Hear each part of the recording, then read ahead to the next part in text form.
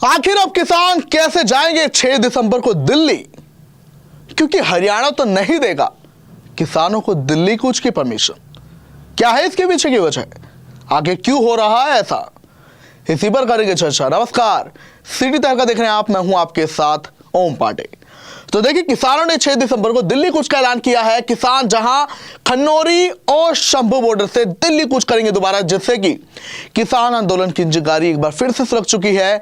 और अब तो हरियाणा की खापों ने भी किसानों को समर्थन दे दिया और कहा है कि अगर किसानों को कुछ भी दिक्कत आई तो उनके साथ खड़े रहेंगे। तो आखिर अब ऐसा क्या हो रहा है कि ऐसी कौन सी खुफिया रिपोर्ट आ गई है कि जिसने इतना जाहिर कर दिया है कि किसानों को दिल्ली कूच की परमिशन शायद नहीं मिलेगी। जी हां, तो हमें सरकार के जो जुड़े सूत्र हैं उनसे हमें जानकारी मिली है कि किसानों को दिल्ली कूच की परमिशन नहीं दी जाएगी। इसके पीछे कई मुख्य वजह है, जिनका सबसे पहली वजह लॉ एंड ऑर्डर का बिगड़ना है। इसके अलावा अब जो 9 दिसंबर को पीएम मोदी हरियाणा आ रहे हैं पानीपत में, वो भी एक बहुत बड़ी वजह है किसानों को परमिशन ना देने की उनकी दिल्ली कूच की। जी हां, तो आखिर कैसे पीएम मोदी का कार्यक्रम किसानों की दिल्ली कूच की परमिशन पर रोड़ा लगाएगा, वो जानते हैं। तो देखिए, आपको बता दें कि पहले ही हरियाणा की सरकार जो है वो कह चुकी है कि किसानों को कूच की परमिशन तभी होगी जब वो परमिशन दिखाएंगे। वो हरियाणा में पड़ाव बेशक डाल रहे 4 जगह, लेकिन अगर वो दिल्ली जाएंगे तो उन्हें वो परमिशन दिखानी होगी, तभी उन्हें जाने दिया जाएगा, वरना एक्शन होगा। इसके अलावा उनसे यह भी कहा गया कि वो शांति के साथ इस कूच को करेंगे, धरना कहीं पर भी पक्का हरियाणा में नहीं लगाएंगे। लेकिन इसी बीच एक बड़ी वजह सूत्रों के हवाले से निकल कर आई है कि जो 9 दिसंबर को पीएम का पानीपत का दौरा है, जहां वो बीमा सखी योजना का शुभारंभ करेंगे, उसकी वजह किसानों को परमिशन नहीं मिल रही है। तो पहली बात, आप इसके पीछे जो गणित है वो भी जान लीजिए, जो आकलन प्रशासन ने किया है। तो पहली बात, किसानों ने 9 से 5 यानी कि 8 घंटे दिन में पैदल चलने का ऐलान किया। उसके बाद वो धरना वहीं पर जो रात का पड़ाव होगा वहीं पर वो पड़ाव डालेंगे। इसके अलावा आपको बता दें कि वो सबसे पहले जग्गी सिटी अंबाला पहुंचेंगे। और अगर देखा जाए, जग्गी सिटी अंबाला और पानीपत के बीच की दूरी लगभग 113 किलोमीटर है, यानी कि किसान जहां 8 घंटे चलेंगे, तो ऐसे में इस दूरी को अगर कैलकुलेट किया जाए तो किसान एक तरीके से 26 घंटे चलेंगे और वो उन 26 घंटों में यहां पानीपत 3 दिन में पहुंच जाएंगे। अब 3 दिन यानी कि 6 दिसंबर से जो वो कूच शुरू करेंगे तो 9 दिसंबर को यहां पर होंगे पानीपत, जिसके चलते दिक्कतें आ सकती हैं। प्रशासन को, सुरक्षा कर्मियों को डर है, सुरक्षा एजेंसी को डर है कि इससे लॉ एंड ऑर्डर ना बिगड़ जाए, क्योंकि पीएम मोदी की सुरक्षा को लेकर हाई अलर्ट होगा। वो पानीपत के 13-17 ग्राउंड में अपना संबोधन करेंगे। ऐसे में प्रशासन नहीं चाहता कि कोई भी लॉ एंड ऑर्डर की स्थिति बिगड़े। हालांकि किसान पहले से ही कह चुके कि वो पीएम के कार्यक्रम में कोई भी बाधा नहीं डालेंगे, उनका विरोध नहीं करेंगे, वो शांतिपूर्ण तरीके से अपना कूच है वो दिल्ली की ओर करेंगे।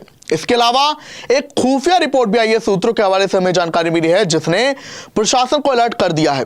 बता दें कि उस खुफिया रिपोर्ट में कहा गया है कि किसान अपने कूच के दौरान उग्र हो सकते हैं। इसके अलावा वो हरियाणा में पक्का पड़ाव भी डाल सकते हैं, वो हरियाणा में पक्का धरना शुरू कर सकते हैं, जिससे जाहिराना तौर पर जो लॉ एंड ऑर्डर की स्थिति है वो बिगड़ेगी। और तीसरा, जो हाल ही में हरियाणा की खापों ने अपना समर्थन दे दिया है किसानों को, क्योंकि उन्होंने कहा कि किसानों की समस्या सिर्फ पंजाब की नहीं है, हम सब उनका साथ देंगे। साथ ही उन्होंने प्रशासन को भी चेतावनी दी है कि अगर कोई भी खींचातानी किसानों के साथ की गई, कोई भी छेड़छाड़ की गई तो बुरा होगा प्रशासन के लिए, वो उनके साथ खड़े रहेंगे, ईंट का जवाब पत्थर से देंगे।